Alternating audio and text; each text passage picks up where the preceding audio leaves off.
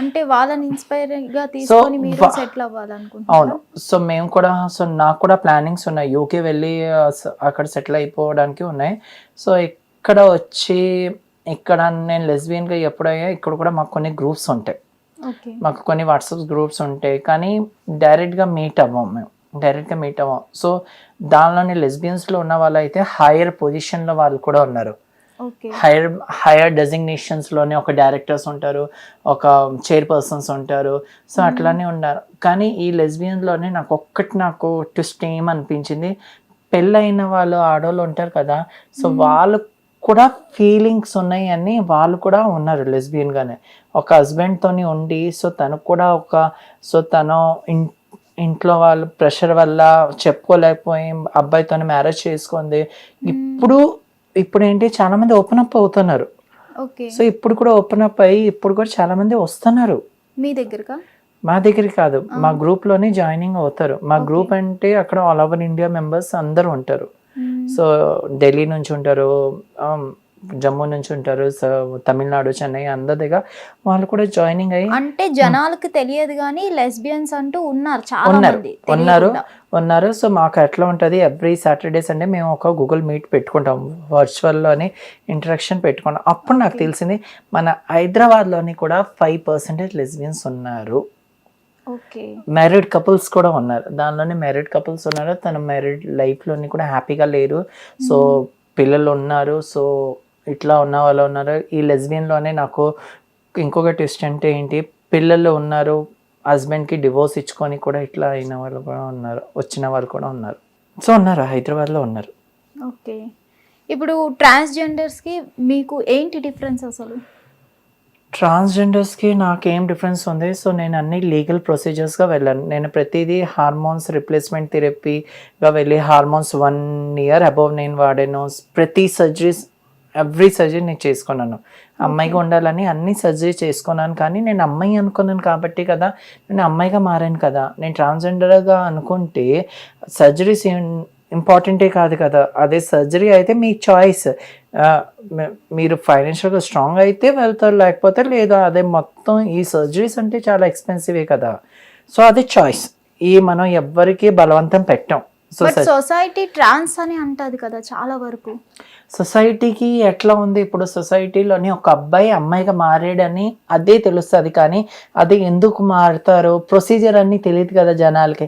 కానీ ఇప్పుడు జనాలు కూడా ఇప్పుడు ఎప్పటి నుంచి LGBTIQ వచ్చింది. LGBTIQ అంటే L for lesbian, G for gay, B for bisexual, T for transgender, I for intersex, Q for queer, A for asexual. So దీని కూడా ప్లస్ ఉంది.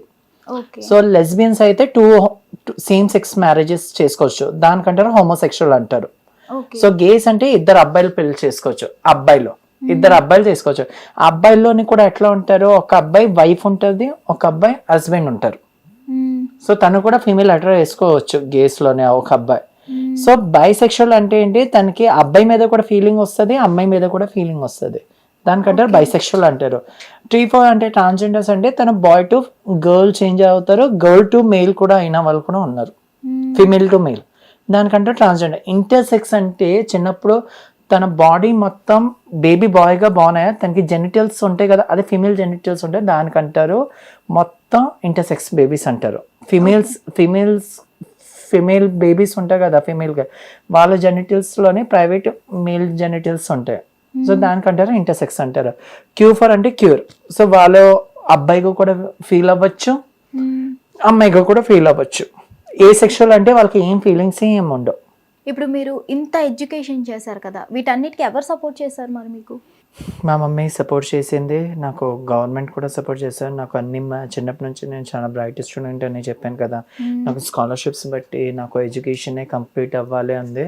ఈ ఎడ్యుకేషన్ పాయింట్ ఆఫ్ వ్యూలోనే నా ఫ్రెండ్ ఒక ఆమె నాకు పరిచయం అయింది, అమిత కరడ్కర్. సో తను మాస్టర్ కార్డ్ ఎండి.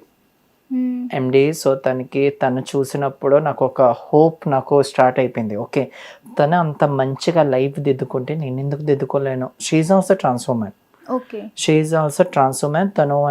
తను ఏజ్ 34 yearsలో ట్రాన్సిషన్ స్టార్ట్ చేసింది, 34 yearsలోనే చేంజ్ అయింది ఆమె.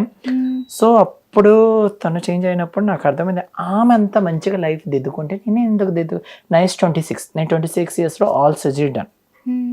సో ఇప్పుడు ఎవరైనా జాబ్ చేసుకొని ఈ ఏజ్లోని చేసుకుంటారంటే నేను అందరికీ షాకింగ్. సో నేను యంగెస్ట్ ఐటీ ఫీల్డ్లోనే వెళ్ళి ఇప్పుడు చిన్న ఏజ్లోనే చేసుకున్నాను, జాబ్తో మేనేజ్ చేసుకొని తొందరగా స్టేబుల్ అయ్యి అన్నీ చూసి నేను సర్జరీ చేసుకున్నాను. ఓకే. సో తను నాకు మంచి గైడెన్స్ ఇచ్చింది. సో ఈ ఆధార్ కార్డ్ ఎట్లా చేంజ్ అవుతుంది ఇవన్నీ కూడా తనే నాకు చెప్పింది. సో నాకు ఇది వచ్చేసిన తర్వాత మీకు చెప్పాను కదా, నాకు సెక్షన్ 6 ట్రాన్స్జెండర్ ఐడి కార్డ్ ఉంది, ఫీమేల్ సర్టిఫికేట్స్ ఎట్లా కావాలంటే సెక్షన్ 7 ఉంటుంది. సెక్షన్ 7లోనే నాకు ఆల్రెడీ సర్జరీ అయింది యాజ్ అ ఫీమేల్. సో ఆ ఫీమేల్ ఆ సర్జరీ అయిన తర్వాత వాళ్ళు ఏం చేస్తారు, కలెక్టర్ ఆఫీస్ వాళ్ళు హాస్పిటల్ వాళ్ళకి మెయిల్ చేస్తారు. సో తను నిజంగా సర్జరీ చేసుకుందా ఏంటి, వాళ్ళు ఓకే ఎస్ అయితే అప్పుడు కలెక్టర్ నుంచి సెంట్రల్ నుంచి ఒక లెటర్ వస్తుంది, ఇక్కడ కలెక్టర్ సంతకం చేస్తా ఎస్ తను ఒక ఫీమేల్ ఇప్పటి నుంచి. సో నాకు ఆల్రెడీ ఫీమేల్ సర్టిఫికేట్ నాకు దొరికింది, నాకు ఆల్రెడీ వచ్చింది. So onwards I'm a female. నేను నా కోసం ఎవరికి చెప్పాల్సిన కూడా అవసరం లేదు.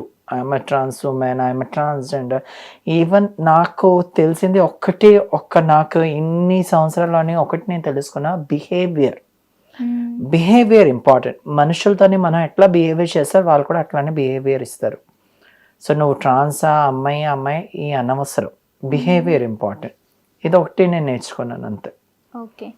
ఇప్పుడు బాయ్స్ అయితే గర్ల్స్లో ఒకటి చూసి కోరుకుంటారు, అలానే గర్ల్స్ కూడా అబ్బాయిలో కొన్ని క్వాలిటీస్ చూసి కోరుకుంటారు.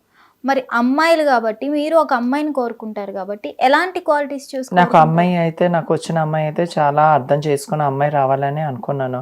సో తను అర్థం చేసుకుంటుంది, నేను ఏదైనా వర్క్ చేసినా కూడా సపోర్టింగ్ చేస్తుంది, నాకు ఎప్పుడూ విసిగించదు. నన్ను ఎప్పుడైనా నేను డిస్మోటివేట్ అయితే తను నాకు మోటివేషన్ ఇస్తుంది. చాలా అది నా లైఫ్కి. నాకు ఎక్కడికైనా నేను బయటికి వెళ్తాను అయితే తను తోడుగా అయితే తను వస్తుంది.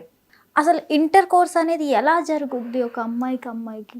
అది ఇంటర్ కోర్సే కంపల్సరీ కాదండి. ఇప్పుడు మనకి ఒక ట్రస్ట్ ఉండాలి కదా, రిలేషన్షిప్. ఆ ట్రస్ట్గా ఉన్నా కూడా సరిపోతుంది కదా, ఇంటర్ కోర్స్ చేసుకోవాలని కూడా ఎక్కడ రూలే లేదు కదా. ట్రస్ట్ కోసం మీరు ఓన్లీ చేంజ్ అవ్వలేదు కదా సార్. నాకు ముందు నుంచి అమ్మాయి ఫీలింగ్స్ ఉంది కాబట్టి నేను అమ్మాయిగా మారాను. సో అమ్మాయిగా నేను మారిపోయాను. సో నాకేంటి, ఒక అబ్బాయి అయితే నాకు ఆ సెక్యూరిటీ నాకు కనిపించలేదు అబ్బాయి నుంచి. సో అబ్బాయి వచ్చి నాకు ఇలాంటి క్వశ్చన్స్ అడుగుతారు, నువ్వు పిల్లలు కనలేవు, ఇది కనలేవు అని నాకు ఇలాంటి క్వశ్చన్స్ వస్తాయి. ఎందుకు అలాంటి క్వశ్చన్స్ బదులు నాకు కూడా ఫ్రెండ్స్ ఉన్నారు. నా ఫ్రెండ్ అమిత ఉంది, తను సింగిల్గానే ఉండిపోయింది. అలాంటి లైఫ్ కావాలా నాకు? 40 yearsలో కూడా సింగిల్గానే ఒక ఇంట్లోనే ఉండి నేను ఒక్కదాన్ని ఉండి ఎందుకు? అదే అప్పుడు సరే నేను కూడా ఒక హోమోసెక్షువల్ అయ్యి లెస్బియన్గా అయ్యి నాలానే కూడా ఒక అమ్మాయి ఉంటుంది కదా సింగిల్గానే. సో తను కూడా అబ్బాయి మీద ఇంట్రెస్ట్, అలాంటి అమ్మాయికి నేను చేసుకొని ఏదైనా అయితే మేము ఇద్దరు ఒక ఫ్యామిలీ అవుతాం కదా, ఫ్యూచర్లో బేబీస్ కావాలంటే అడాప్ట్ చేసుకుంటాం కదా, అంతే.